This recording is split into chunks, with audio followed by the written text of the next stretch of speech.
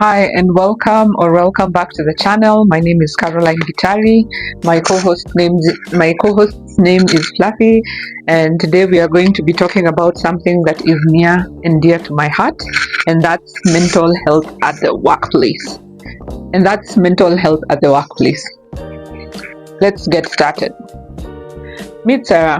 Just a year ago, she was ambitious, professional, with big goals, but as the pressure mounted, she started feeling overwhelmed, exhausted, and unmotivated. Eventually, she burnt out, taking months to recover.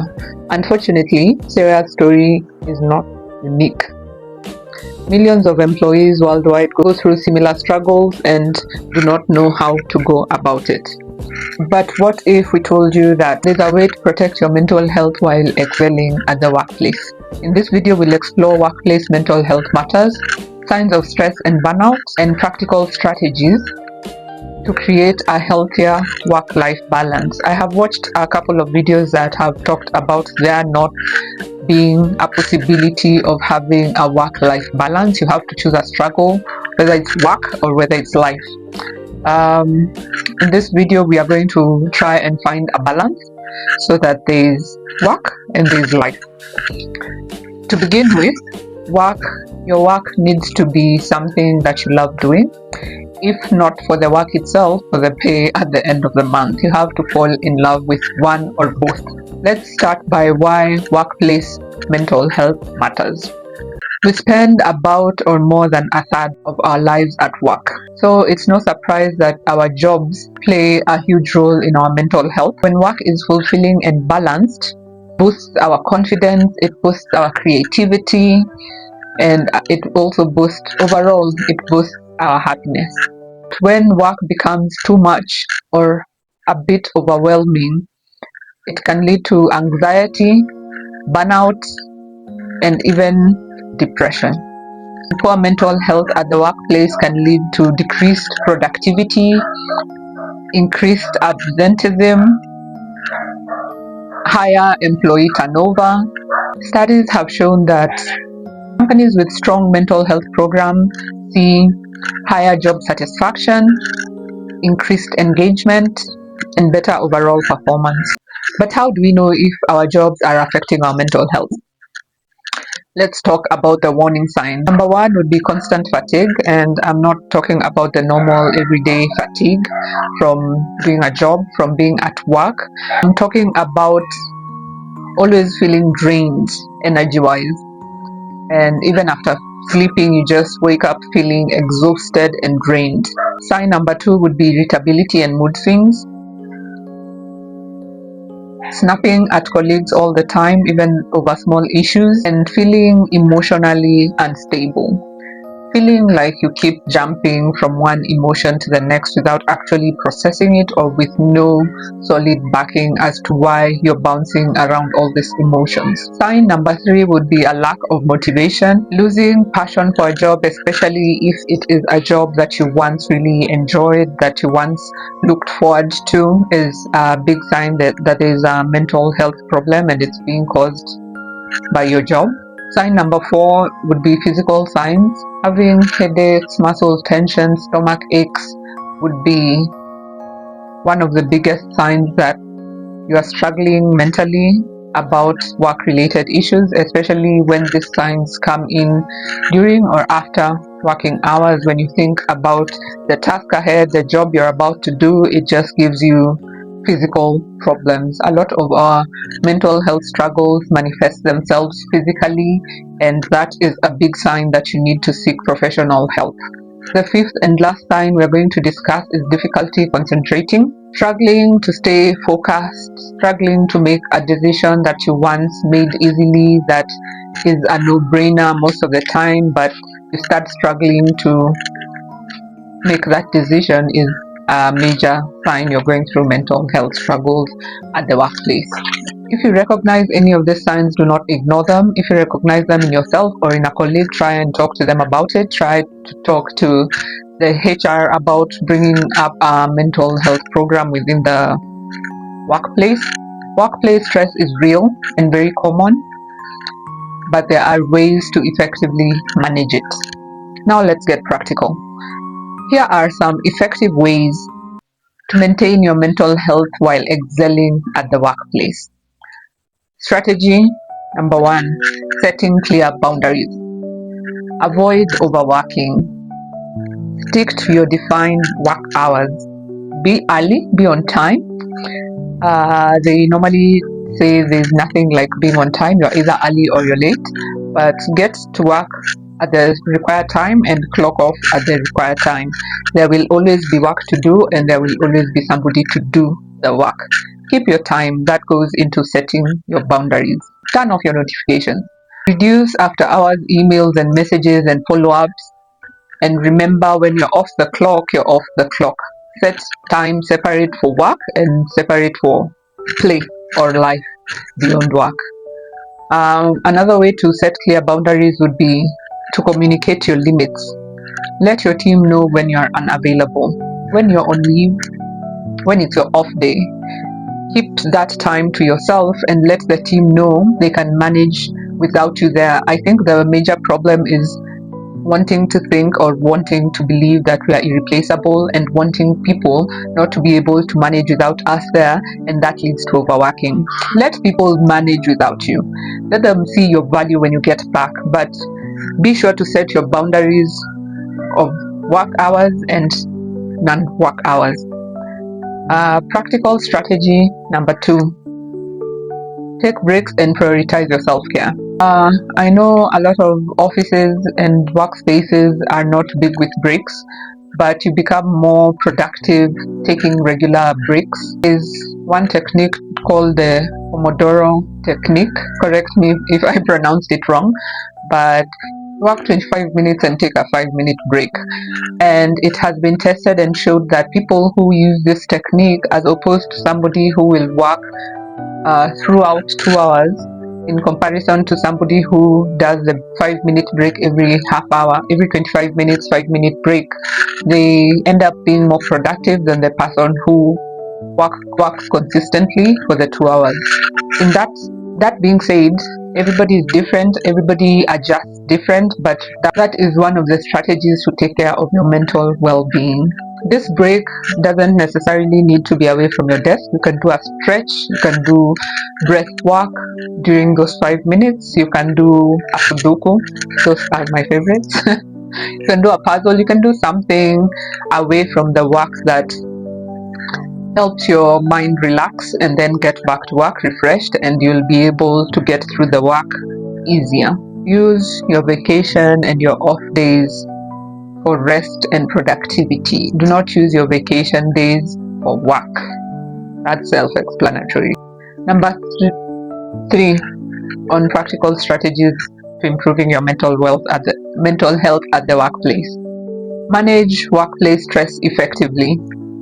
Time management looks different to different people, but prioritizing tasks with different matrices could help in going through your workload, could help with going through your workload more easier.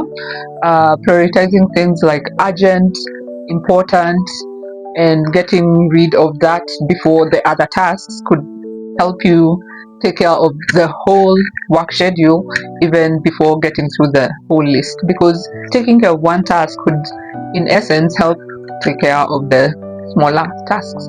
Find a matrix that works for you and prioritize your work so that you can be more effective. Another way to help manage your workplace stress could be mindfulness at work. Practice deep breathing before a stressful meeting. Be prepared for your meetings, be prepared for your work.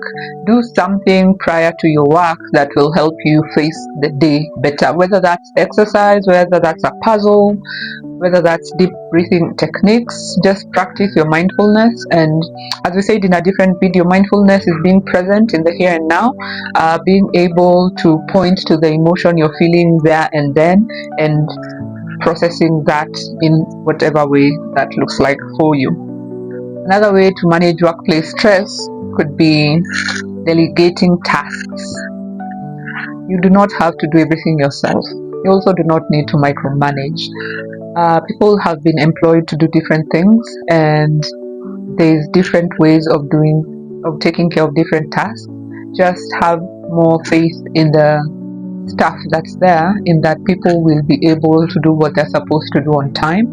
And by you delegating things to different staff, you'll be able to manage your work, you'll be able to manage your staff, and you will get through the workday stress more effectively. Number 4 practical strategy is building a healthy work environment. And how can we do this? Have supportive colleagues.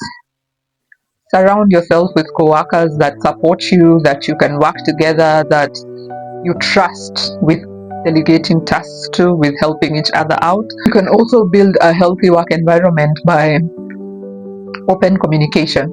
Speak up about workload concerns and do not be scared to talk about it, because if it's stressing you, you'd rather be more stressed having expressed it and it being out there than you keeping it in and it eating you up inside slowly.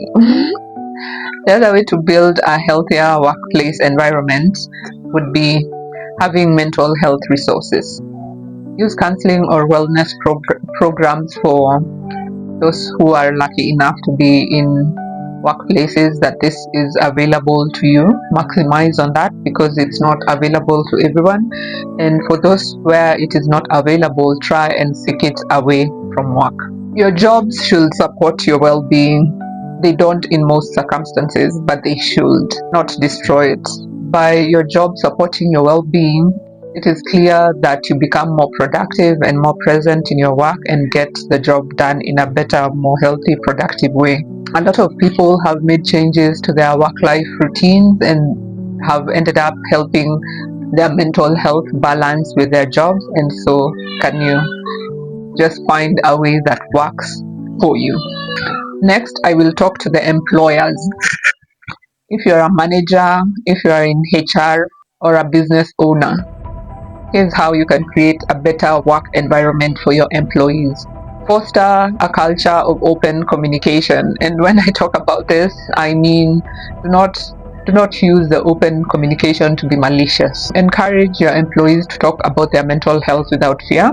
Regular check-ins can make a huge difference. Do not make your meetings all about work. You can check in at times just to see where everyone in your staff is at. If you're in HR, you're more equipped in knowing such things and in guiding the balance between the employer and the employee. So that duty rests upon your shoulder. Offer mental health resources. Provide EAPs, employee assistance resources. Offer mental health days as part of your leave program. For example, if somebody goes through grief or goes through loss or one thing or another, it is up to you as the employer, as the HR, to make sure that that person is catered for before they come back to work, whatever that looks like for them. Number 3, promote work-life balance. I know to most employers this seems a bit selfish, but you have to give back to your employees so that they can be as effective or more effective than what you expect them to be. Respect employees' off time. Do not bother them about work-related issues during their off days, during their vacation, during their leaves.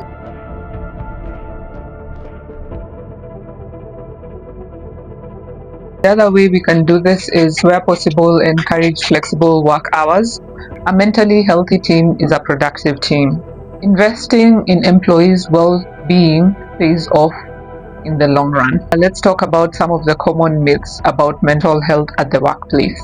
Workplace stress is normal. Just deal with it. I don't agree with this. It could be normal, but you address it and it stops being normal. So let's stop normalizing workplace stress. The reality is chronic stress is not normal, and it is a serious mental health issue. Myth number 2, only weak employees go through mental health struggles. Mental health challenges affect everyone in every workplace, from the intern all the way to the CEO to the COO. Everybody at some point goes through their own struggles. It could be about work, it could be about other things, but mental health challenges do affect us as a human race. Number 3, talking about mental health struggles at the workplace is unprofessional. I believe talking about our mental health at the workplace creates a supportive work culture and improves overall productivity. Your mental health matters. Whether you're an employer, whether you're an employee, small changes can make a difference. Start your changes today. If you found this video helpful, do not forget to like and share it with somebody you think it could go some way in helping them with their struggles. And if you're interested in checking out our other videos on mental health and personal growth, feel free to subscribe. From Fluffy and I, Panda Tseme, Panda. From Fluffy and I, it's bye YouTube. Bye. Catch you on the next one.